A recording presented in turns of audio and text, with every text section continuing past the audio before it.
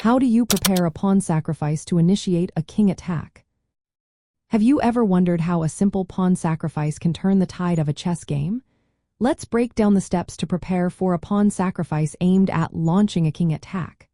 First, you need to assess the opponent's king position and the surrounding pawn structure. Look for weaknesses in their defenses. A pawn sacrifice is most effective when it disrupts the protective barrier around the king, making it vulnerable to your pieces. Next, focus on creating open lines and diagonals. Sacrificing a pawn can open files or diagonals that were previously blocked. This allows your heavy pieces, like rooks and queens, to penetrate the opponent's position and target the king directly. Timing is key here. The sacrifice should open lines exactly where your pieces can take advantage. Another important aspect is gaining the initiative. A pawn sacrifice is not just about losing material, it's about forcing your opponent to react to immediate threats. This often prevents them from developing their own plans or reinforcing their defenses. You want to dictate the pace of the game. Before you make the sacrifice, ensure your pieces are well coordinated. Knights, bishops, rooks, and queens should be positioned to quickly occupy the open lines or weakened squares created by the sacrifice. If your pieces are not ready, the sacrifice may not lead to a successful attack. Accurate calculation is also essential. You need to foresee the consequences of the sacrifice several moves ahead.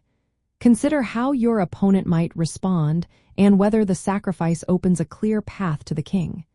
This could involve forcing open lines, removing key defenders, or creating mating threats. When planning your pawn sacrifice, think about using pawn advances to break the king's shield. Common pawn sacrifices often involve advancing pawns on the g-file or h-file for kingside attacks, or the b-file or c-file for queenside attacks. For instance, pushing and sacrificing the g-pawn can open up the kingside and remove defenders, allowing your pieces to invade. Lastly, consider the position of both kings.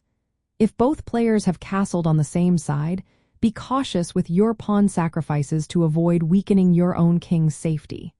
However, if the center is closed and your king is safe, advancing pawns to sacrifice on the opponent's kingside can be very effective. In summary, preparing a pawn sacrifice to initiate a king attack involves strategic planning and tactical calculation. Identify weak points, ensure your pieces are active, and maintain pressure on your opponent's king position after the sacrifice. This approach can transform a material investment into a powerful offensive weapon.